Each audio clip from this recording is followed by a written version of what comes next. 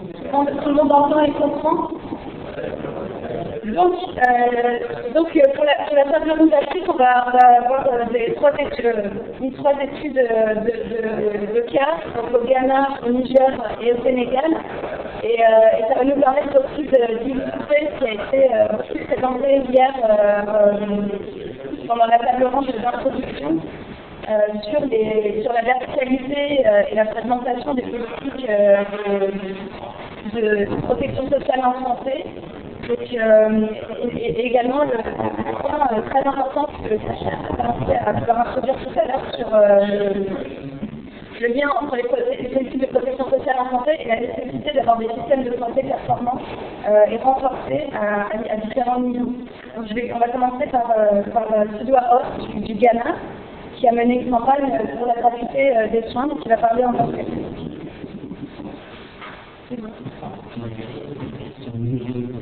Yes. Yes, good afternoon, ladies and gentlemen. I want to thank the organizers of this forum for inviting me. Sorry. Good afternoon, ladies and gentlemen. Welcome back from lunch. I would like to thank the organizers of this forum for making me part of this program. I'm very happy to be here and to start with to share civil society efforts towards universal access to healthcare in Ghana. Some way back in 2004, Ghana took a bold initiative to introduce a national health insurance scheme to provide financial protection for the poor and vulnerable. Before then, healthcare in Ghana was brutally on cash and carry basis, and so the majority of the population, particularly the poor, did not have access to healthcare.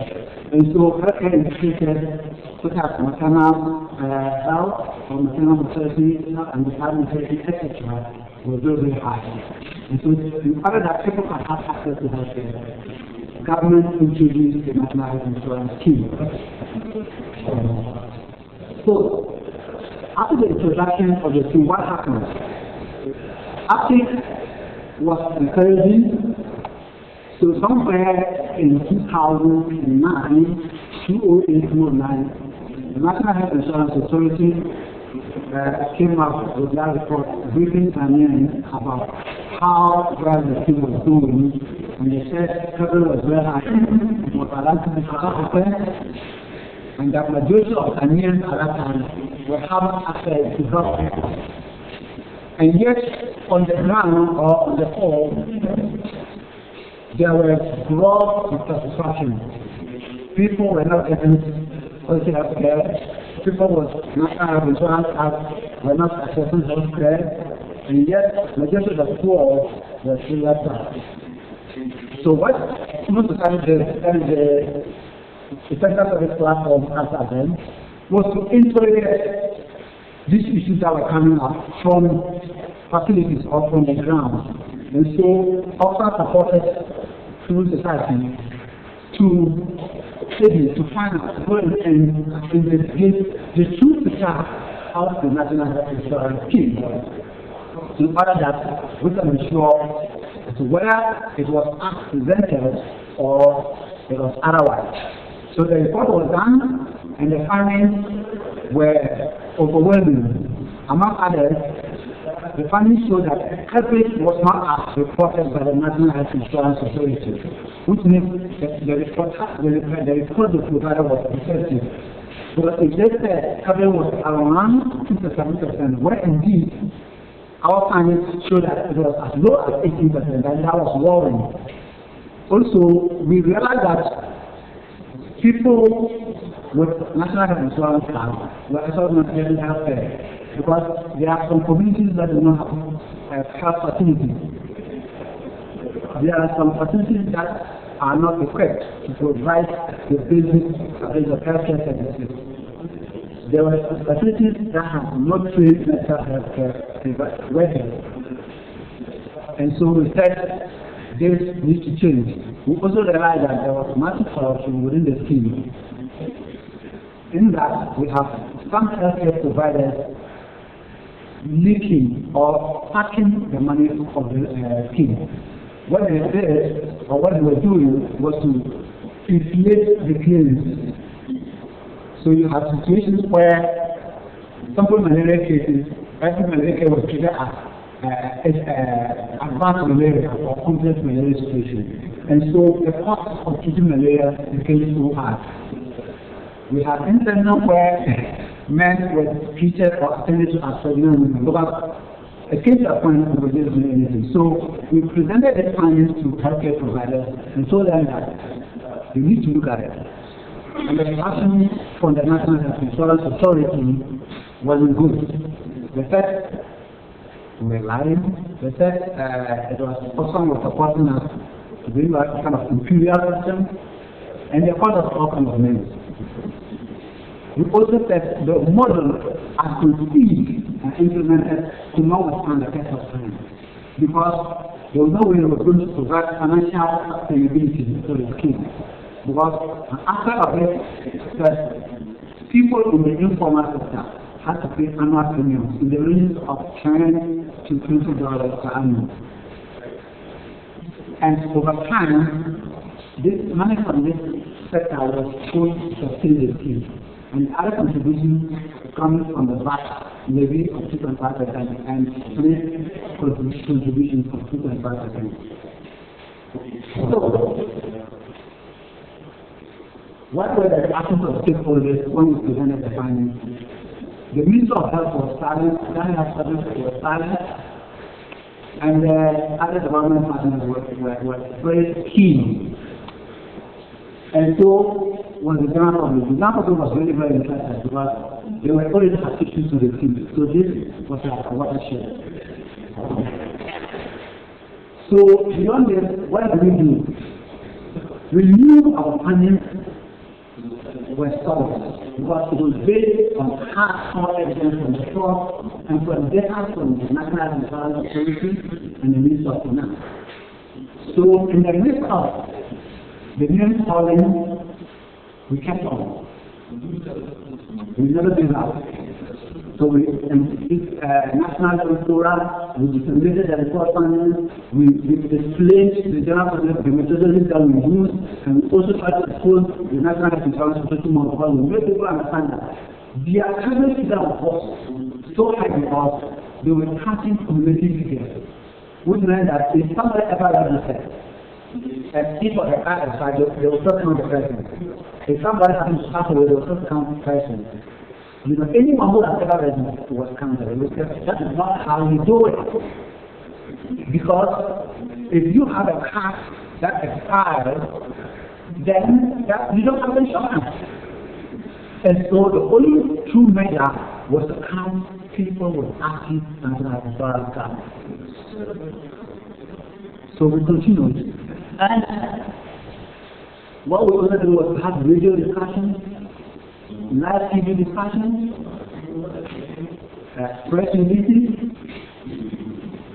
newspaper publications, engagement with healthcare providers, mobilized civil society, and that also led the threat of the Universal Access to Healthcare Campaign. Initially, calling the Universal Access to Healthcare Campaign. Because we needed to restructure that and mobilize the farmers. And we did that first, disseminating the report, explaining every aspect of the methodology that we use, and how we are at the farmers. Because the people in the area were skeptical when the healthcare providers started attacking them. They wanted to be sure that by joining us, they were saying the right thing in the integration was. So we took time to explain everything to them. And then they got it right, and then they joined. And we kept on pushing on. So, in 2012, we organized a TV live TV at the Federal TV Union and Choice TV. We started as a national of the team. So, the purpose of that, the National Insurance Authority was invited, the opposition party invited, the ruling party invited, and then I included the police. So, there were two issues. And the National Insurance Authority has to formulate as made for the first time. Yes. there are issues with the team was not financially sustainable, and then the coverage that has produced reports wasn't right. And so there has to be the methodology and recalculated. And then, at the last executive board meeting, the government the chief director and the minister of health agreed that our report findings and our subsequent engagement with them really have helped government in whatever part the national health insurance to revise their methodology and to revise their coverage. And this is really crucial because it is better to know the true picture and to know that yes, the scheme is not a reason or wedding this is actually the coverage is that, and then we can decide how then do we work to increase the coverage in order that everybody has access to our care. Beyond this, we also propose that look, the insurance components have failed so far. And yet, we also say it is not fair to those in the informal sector, especially the poor, because in one way or another, everybody contributes to the team, to the family. So how come that they are required to run the tax?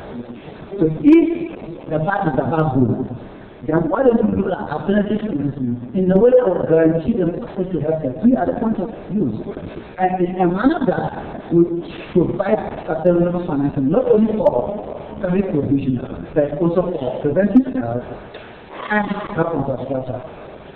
It took the National Health Insurance Authority almost 8 years to see the arrangement made. So in December last year, they had a national level stakeholders meeting and came out with a proposal for sustainable financing for the scheme in order to provide health care for the people. Among the providers, they said they proposed that to increase the VAT revenue by 1.5%. Currently, 2.5%. So if this is affected, they move to either 3% or 3.5%. Secondly, they propose to introduce a tax on alcoholic beverages and tobacco products. In addition, they propose to introduce some tax on petrochemical products. We see this very, very useful because from the beginning we told them that that is the way to go. Because if we go this way, then we'll have enough resources for the team and to ensure that all people have access to health care. But this is not enough. We believe that coverage alone is not enough, but people must have access to health care. When people go to health facilities, the health facilities must be existent in a form and manner that can deliver basic health care services to them. Today, in the rural communities, the people do not have health care facilities. The government proposed to construct a number of church compounds, just as community health based planning service centers that provide basic health care services to communities. And so there's a need for massive rural health infrastructure in order to be able to meet the needs of communities, and especially with emphasis on family health care. Today in Ghana, the main hospital, or the highest hospital in Ghana, are the Korebu Teaching Hospital, Comprehensive Teaching Hospital, and Extra Hospital. When you go to these facilities, they are congested. So it tells of a situation where we need to invest as a nation on healthcare infrastructure. You have most of the healthcare claims of concentrated in the city. They don't want to go to the rural areas. And yet we have human resource department within the Ministry of Health.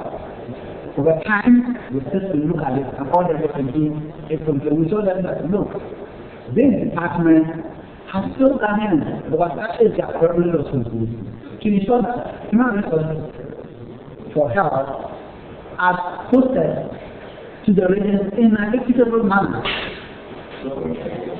But if you are paid to do this, then why do you exist? So, going forward, with that, what have we learned in the course of this achievement? Because this achievement is not country to get the government to the back to that, to change the methodology and see that extremely hard fight. The issue of corruption was really deep, and this a lot of foreign money was being lost. In a way, we have thought of some form of money making out. So we said that we were able to succeed because we had enough evidence that was incontrovertible, that they could just not overturn. They do already go and realize that no, this is the truth. So, as loose private organizations in other parts of the country, that means probably we want to take away. That's one aspect we need to do that. You must make sure you have credible evidence. The issues are the right, you must believe it. And for you to believe the information must be true. They must come from the ground. It must come from the people. You must see it. You must demonstrate it. But the target or the people you're working to bring about the change will definitely oppose you. So you need to get the truth. Because look, we made us understand that we are all Ghanaians. And it is not in our interest to bring the last to another country because we do know that the team receive a UN award. But it is better to get the truth than to prevent it right when people are dying. So your target is confronting that if you know what you're saying is true, you can get more support and then you have your credibility. Today, the National Health Authority is doing this as a hand and work with us to push the agenda forward because the one government, if we look at the proposal they put forward, it is provide positive for implementation. We also sustain, and I must say, Oxfam has been supporting this campaign this far. And Oxfam has really been helpful because what Oxfam does is not necessarily about foundation. For the central work with the campaign is in terms of building the capacity. Because whatever analysis we have to do, there's a force, in developing what to do, and then analysis. So the work of us from distance and in-country to get the issues right. And that has really been instrumental and it's key to making progress. We also have a very good collaboration with the media. The media in Ghana is very expensive. That what we did, and in our experience, we make sure that we get the issues right and put them out there. And once it hits a position, is really a major problem around what to do. And so in many countries, we do not have payment, but it's really a place for the media in Ghana. We had an election campaign, and that was one major thing with this after the campaign campaign. What we do was to have engagement with the manifesto committees of the staff ahead of the election, share the issues with them. And then, so you have quite a number of them taking the issues after the manifesto. And health became one of the key issues in the election. So we have one media house collaborating with the campaign to do what for manifesto gathering.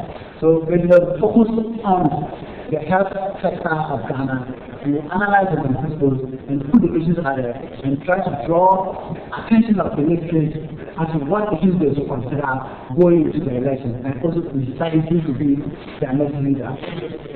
So it was one other major issue that really contributed because health was one of the top issues. So this has been our story so far. It's been a success road, but the present thing is that we have really to bring about some change that we are not there yet. Because people have access to healthcare because the majority of the poor are not having. The majority of the poor people in the rural area, health facilities must go every 2 years together in order that people can have access to very quality healthcare. It is not just financial process. Financial process is one factor of it. First, the other aspect of anything else, healthcare infrastructure is very key and people must have access to it. The first 4% coverage of health, and the middle of them are those who are really well to do. So you realize that majority of so you don't have to that's really the quality in that. You have maybe about 5% of the women going for and yet about 55% of them are having failed delivery. Question is, why would 90% or 95% of women go for antenatal care and leave 2 or 4 times, and yet we have about 40% of that delivered at home. We raise so many questions about health infrastructure. We raise so many questions about the huge distribution of skilled workers in the country. And these are the issues we have to address. And we're not going to rest until the day when we ensure that the poor do not die in lessons. Thank you.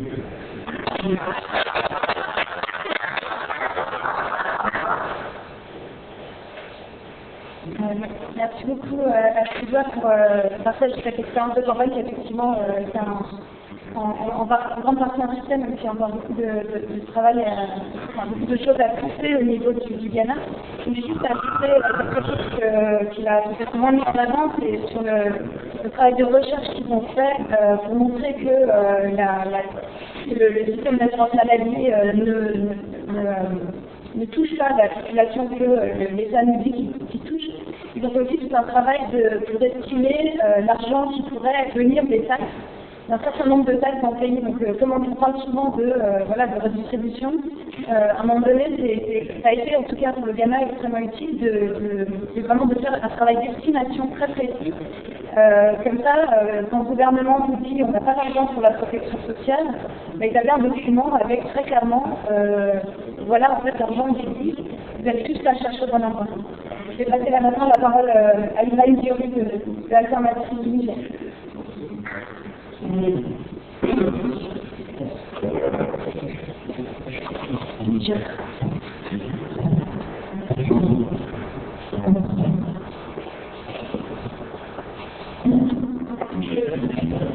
Merci beaucoup.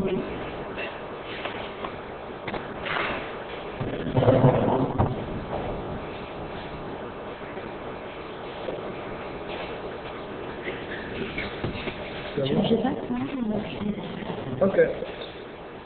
Et donc, l'exercice auquel je suis soumis ne consiste pas à traiter l'ensemble du système de protection sociale de la santé au Niger, mais plutôt de parler de façon symbolique du route d'Internet. C'est l'expérience de la gratuité des soins que certains d'entre entendu parler, qui a pu être mise en œuvre ou qui est en train d'être mise en œuvre sur des sujets bien précis. Ce n'est pas l'ensemble du système de santé qui pourrait être exprimé. Et donc, pour un peu avoir une idée de ce qui se passe, j'ai articulé mon intervention autour de 4 organismes. C'est d'abord articulé le contexte, dans quel contexte est intervenu ce choix d'appliquer la gratuité du soin et de l'intervention. Et quelles sont les raisons qui ont motivé ce choix lui-même?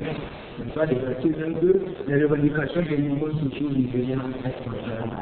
Oui, les résultats à produit en tant qu'expérience, et finalement, quelles les ont décidées avant de construire maintenant des félicitations pour la vie. Voilà en fait comment articuler l'intervention. En termes de rappel de contexte, comme ça a été largement discuté hier et compris ce matin, le Niger ne fait pas exception de se soumettre au dictat des institutions financières internationales qui durent d'une main de main avec les choix politiques. Nous avons le programme d'ajustement structurel depuis les années 80 et a éliminé le désengagement de l'État dans les secteurs sociaux de base dans la santé. Nous avons également dans les années 90 ce qu'on appelle l'initiative de Bamako. Parce que lorsque l'opération a été opérée dans les années 80, que l'État se désengage parce qu'il ne finance pas la santé, et bien, on évite de les désengager économiquement à financer les systèmes de la santé. C'est ça. Et donc, on a fait sous le même niveau qui vraiment l'initiative de Et bien, ce recouvrement de fonds intervenu, même dans un contexte, on peut dire que pauvreté généralisée. Je veux dire justement pas le choix de ce politique de la gestion structurelle. Nous avons quelques chiffres officiels qui indiquent que 64% des populations sont pauvres, 49% sont des populations sont des jeunes de moins de 15 ans, 54%, 50,14% sont des femmes, et donc on voit la composition de la population qui est parmi lesquelles 87% vivent en milieu rural. Le milieu de la zone qui existe des endroits où il ne fait pas fondamentalement des infrastructures qui sont là.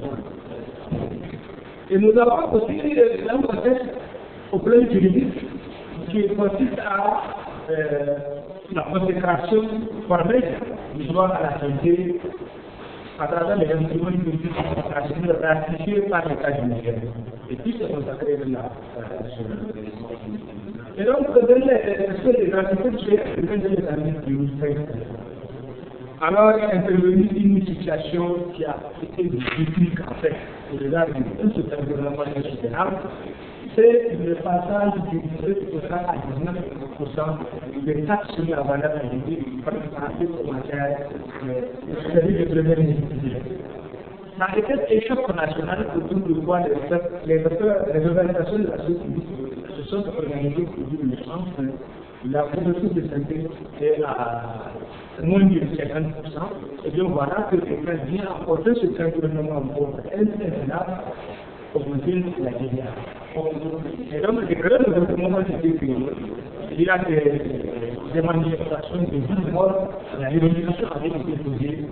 Il faut un changement de on ne pouvait pas continuer surtout que la personne n'a pas de chance que la démocratie elle-même devait répondre à un certain nombre de minimums qu'on est en train de faire la démocratie est terminée de l'année et donc ces manifestations ont vu il y a quelques expériences de recherche qui ont été produites pour argumenter la démocratie et pour demander à la différence que nous devons faire actuellement on veut expérimenter notre définition. Et donc, en réaction à cette grande mobilisation, en 2005, on a une loi en 4 actes réglementaires qui sont l'essentiel des décrets et des arrêtés. L'État doit cette gratuité. Et la gratuité a porté sur 5 aspects essentiels. Et d'abord, cette préparation de fournir par les possibilités. Le fait que les gens il faut les utiliser sur les démarches la c'est des services liés aux actes des arènes pour nous dans les services publics. Suite à ce nous avons qui fait seulement nous qui se développe et donc la gratuité nous concerne en même temps et les gens associés à ces arènes qui sont suivis par les services publics. Les ordres sont finis et l'État se positionne en termes de tiers payeurs. Et donc, les ordres que les citoyens sont arrivés à payer, l'État, qui les vient gagner les gens, à la personne institution publique, mise en place à son public. Il y a aussi une consécration de la gratuité des soins au service des enfants de 0 à 5 ans. Alors, à ce niveau, c'est toute forme de magasin qu'un enfant de 0 à 5 ans puisse avoir une position dans le territoire. Ici, nous avons la gratuité aussi qui concerne les cancers gynécologiques aussi. Donc, par le service public de santé et les consultations prénatales pour les autres produits contraceptifs. Voilà, avec de façon limitative la matière sur laquelle, à l'époque, les décideurs, qui sont le gouvernement, s'est engagé à expérimenter le domaine. Les autres matières restent ouvertes dans le système du recouvrement du tout, parce que le même engagement de décret de 87 est bien contracté. Bien en 2020, on est au il n'a pas été abrogé. Donc les autres couches sociales, qui ne sont pas des enfants de 0 à 5 ans, qui ne sont pas des femmes en consultation prénatale, comme les femmes enceintes, dans les langues, eh bien, restent soumis à la marchandisation de droit à la santé. Et ils pourraient mourir à la porte de l'hôpital aussi, ne pas les virer. Et donc, avec cette société désolée, et tout le monde était plus en fonction de l'utilisation de la construction des fonds. Mais chez nous, c'est à travers l'île à l'île. Maintenant, au problème du GDS, qu'est-ce que ça implique? Parce qu'en fait, il y a un débat qui se fait autour du droit socio-économique et culturel. C'est de dire qu'on ne veut rien qu'on n'a pas d'argent. Il est vrai que l'expérience de gouvernement de l'Afrique du Niger a démontré que tout à l'heure ça a joué le problème budgétaire à une augmentation de quelques 4 milliards de francs. Presque en moyenne chaque année, on se dit que ça a augmenté. Mais donc, cette augmentation de 4 milliards en moyenne par an, de 2005 à 2009, avec c'est la moyenne, parce qu'il y a le forme de 3 milliards, ça monte à 5 à 10 et ça revient. Mais la moyenne reste de 4 milliards. Quand on a évalué le coût de l'œuvre qui n'est pas aussi grand que ça, c'est 4 milliards supplémentaires, et qu'est-ce que ça produit en termes de transformation de la qualité de vie de quelques rares bénéficiaires qui bénéficient de ces mesures justement sporadiques consacrées par les textes. On peut retenir qu'au bout de ces 20 dernières années, une étude d'évaluation a permis à l'homme de souligner un certain nombre de résultats encourageants. En fait, justement, de la mise en œuvre de cette relativité couler l'enfant et au niveau des femmes. C'est vraiment le zéro à on a dit que le taux d'utilisation des services de santé au niveau des enfants est passé de 37,99% à plus de 90%, approximativement 70%. Et donc, quant à la maternité maternelle, on se fait 648 à 554 pour 100 000 naissances vivants. Donc, on a obtenu quand même le résultat. La mortalité, on peut se aider à ce type de chiffre indicatif pour apprécier le résultat obtenu, même quand c'est 180 mesures à 140 mesures. Il y a aussi une tendance à l'utilisation des services publics formels. Parce qu'on a une pratique de ce qu'on appelle formation parfaite. Compte tenu du coût et des métiers et l'inertie de ces services de santé, souvent une pratique est jeune, c'est la formation temporaire qu'on appelait au niveau local des jargons formation parfaite. Mais le parfaite, parce qu'en fait c'est des produits de transformation qui sont connus à pas de briller de plus souvent. Et donc, une fois que je parle, avec la agriculture, on a vu une tendance au retour maintenant au service de mutualisation des services de santé. Et donc, ça démontre de savoir qu'en fait, avant, ce n'est pas utiliser ces services parce qu'il y a une bannière financière. Il suffit d'aller sur cette bannière financière mais c'est vraiment et à dire que c'est bien là, on a expérimenté la santé, quelles leçons vous devez trouver? Quelle remarque chez la société? Justement, c'est bon de partager les remarques pour savoir en soi, ça peut ce que ça vaut. On peut applaudir pour nous donner des défis. Et les premiers défis, je pense qu'au plein de qu'on peut déjà constater, on s'est engagé au niveau international à garantir le droit à la santé. On a inscrit dans la Constitution.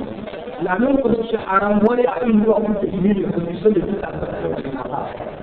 On prend des décrets, et ces décrets sont pris de façon unilatérale, sans participation des citoyens tout en Afrique, même si on va prendre la gratitude, on doit éliminer les citoyens du jeu qui nous doit être.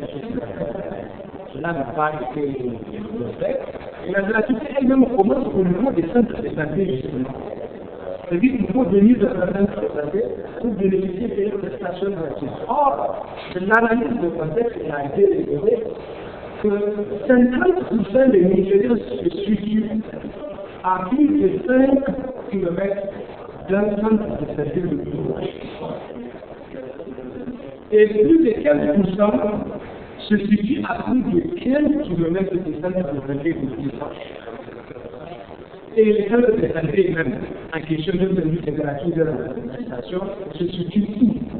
Les 9 centres de santé se situent dans la Afrique. Pour ceux qui connaissent le Niger, qui est pas 1,267 km, et la capitale se situe à l'ouest, à l'extrême ouest. C'est là pour ce coup. Parce que si la zone du territoire est à 2 mois, les descendre. Et donc, il y a des citoyens qui se retrouvent à des milliers de kilomètres de faire représenter de vol assurer les choses de la vie. Est-ce que justement, c'est académique de citoyens, c'est que les yeux ne pas faire. Parce que le coût de financement, c'est plus élevé que le coût de prestation isolée. On va regarder un coup d'état. Et donc, il y a une étude de positionnement géographique des citoyens. Mais pour nous, la personne qui est capable de c'est dire que les citoyens appartiennent. Et donc, ce sont ceux qui se trouvent dans les centres de citoyens qui ne sont pas nécessairement les plus vulnérables, qui bénéficient des questions. Donc, toute analyse fait comme on l'a dit, en fait, est-ce qu'il n'est pas une de position de l'opinion de quelques personnes qui sont chrétiennes, et de l'autre côté, vous avez extrêmement privé glorifiant.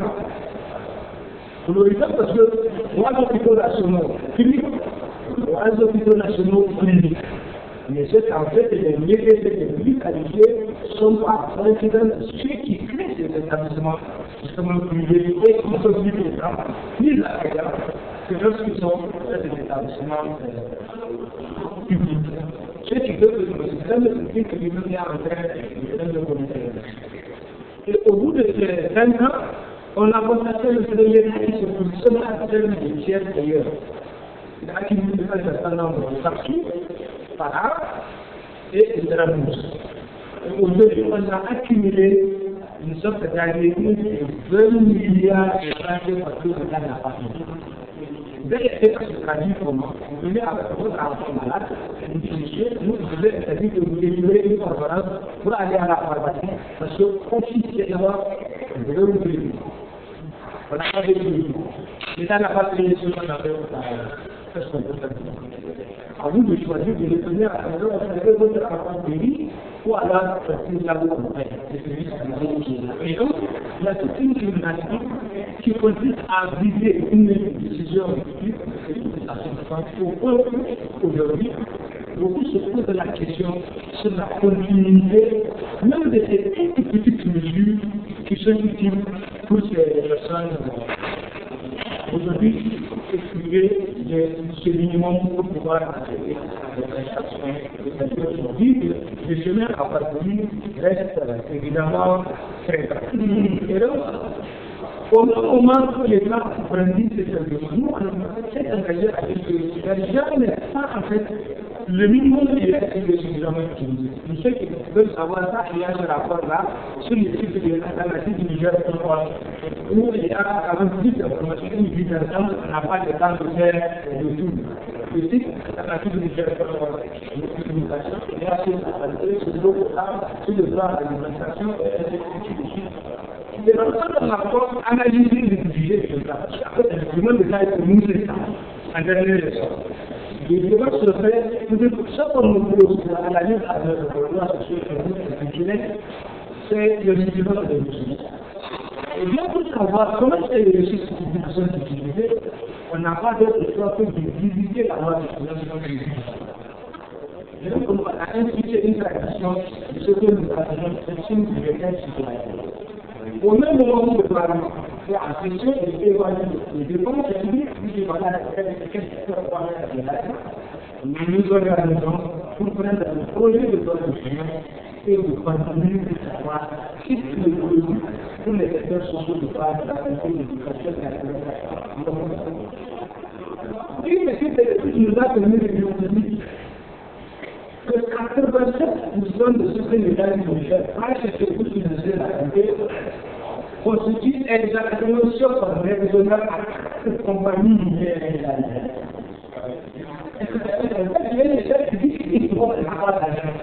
Et qui est sonore au-delà de ce que et la les cas qui sont des valeurs ajoutées pour les produits de première nécessité qui en dernier ressort seraient utilisés pour les confort. Donc le vieux combat, en fait, on dit le combat de la pauvreté ou le pauvre.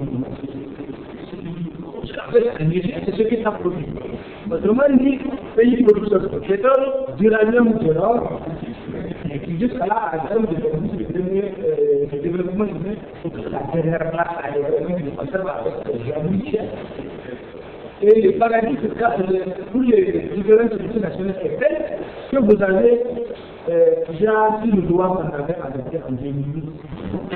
Quand vous voulez exploiter les chiffres du avion du moulin, si moi je suis un personnel, c'est différent à différents niveaux. Des abattements fiscaux, l'exonération de TVA, et on soit particulièrement la loi portant avantage dérogatoire pour un projet minier.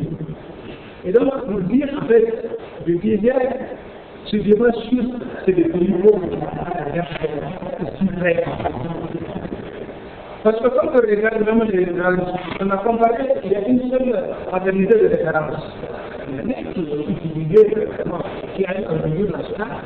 Quand on a comparé les subventions publiques avec maternité, ça équivaut également à ce qu'on appelle le fonds politique de droit de personnalité politique. Le premier livre de ils présentent à toi un fonds politique équivalent à la subvention de l'État. Et vous avez aussi les services des Français de l'Assemblée qui vont 2 fois ce temps. Alors qu'on a au total 113 députés. Et un centre de santé nationale susceptible de partie des 10 millions de personnes. C'est-à-dire que ce débat est trompeur presque de limite à un niveau de suffisance des ressources. Car les peu de ressources que nous avons aussi sont utilisés au service des élites. Et là, nous sommes en toute unicité. Sans oublier que même les quelques plans qu'on envoie pour les petits centres de santé sont aussi détournés. Nous sommes actuellement sur le livre de Canada qui a fait enfermer une vingtaine de défunts et il est justement cette affaire de gratitude. Pour dire que même le Dieu qui a dit, eh bien, il y a quelqu'un qui se positionne pour encore continuer la prédation. Et donc, il y a sûrement un problème d'insuffisance des ressources, mais ça ne se fait pas. Il y a tout l'appareil en termes de pour atteindre et articuler pour le rendre dans la possibilité de répondre aux gens et aux besoins de la population.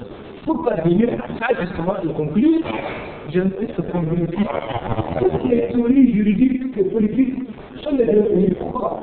Pour pouvoir produire une unité, il faut régulièrement une forte mobilisation sociale purement imposée. Pour moi, le degré de mise en œuvre de ces droits de l'homme dans la santé est proportionnel à notre capacité de mobilisation. Notre mobilisation est on a des implémentations claires et c'est difficilement valable parce qu'il ne s'agit pas d'une lutte émotionnelle pour le rétablissement de la pression et d'une lutte éclairée. Il faut avoir des arguments qui nous rassurent avec la pression nécessaire. Pour les États africains, ça reste le gouvernement en condition. La lutte développons notre capacité à créer des synergies. Au niveau de la communauté, et en fonction de notre capacité on peut obtenir quelques avantages. Et si on ne parvient pas à créer ce rapport de force favorable, et donc on restera, si nous l'avons dit, sur la situation, c'est plus ou moins en condition de droit de vous remercie. Merci pour cette présentation.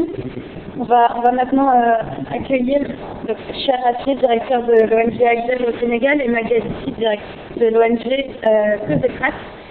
Ce qui est très intéressant, c'est que le Sénégal est en train de lancer une politique après couverture maladie universelle, donc en pleine réflexion sur cette stratégie de couverture universelle en santé et de ce qu'il y a à l'intérieur.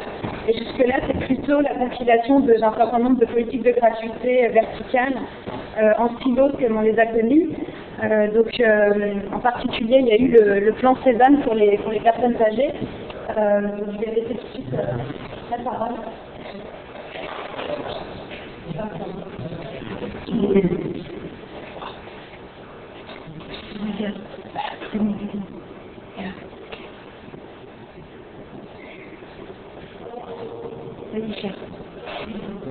Merci beaucoup. Donc, je vais vous présenter très rapidement une politique de gratuité de soins à destination des personnes âgées qui a été créée depuis en 2006 au Sénégal. Donc, très rapidement, je vous dis que selon la définition de l'OMS, on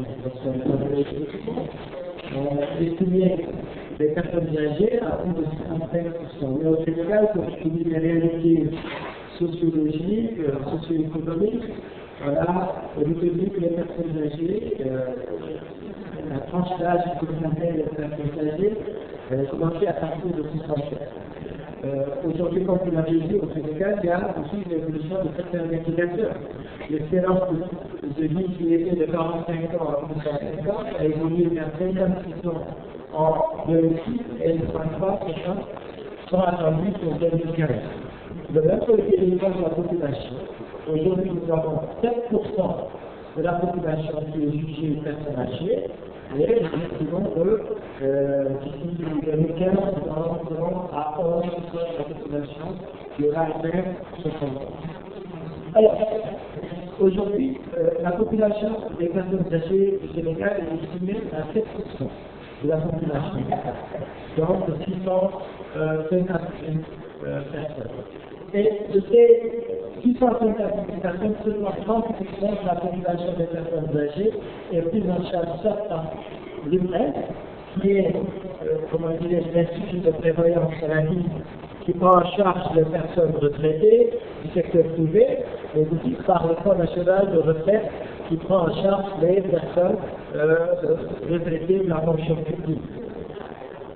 Mais vous retiendrez que 90% des personnes âgées n'ont pas de maladie aucune.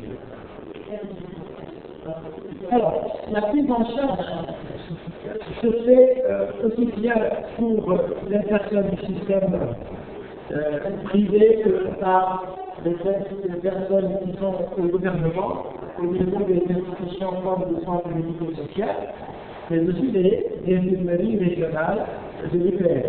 J'ai parlé de l'UPR. Au niveau, comment dirais-je, du corps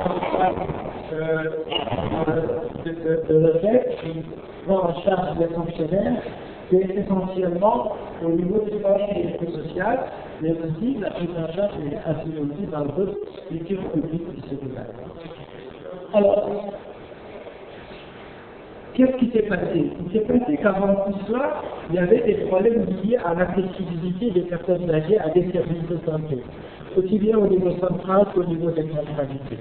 Donc, il y avait une faible accessibilité de ces personnes âgées aux hôpitaux, parce que tout simplement, personne ne prenait en charge justement l'aide de l'hospitalisation, l'aide de consultation, et le charge relative à notre santé. Mais ici, il n'y a que dans le milieu, comment dirais-je, rural, ou bien même dans 70% de cette population ciblée, aucune prise en charge n'est bien accessible. Là, comme vous le voyez, c'était tout simplement une forte volonté politique du président précédent. Et je vais revenir sur ça. Très souvent, notre président font de bonnes choses. Est-ce que c'est simplement pour des visées politico-politiciennes, pour s'assurer qu'on intéresse la bonne partie de la population qui vote, ou bien simplement être autre chose.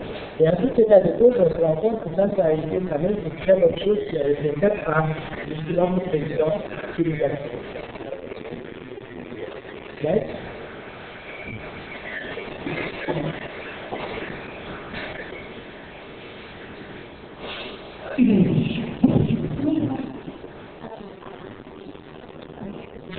Voilà.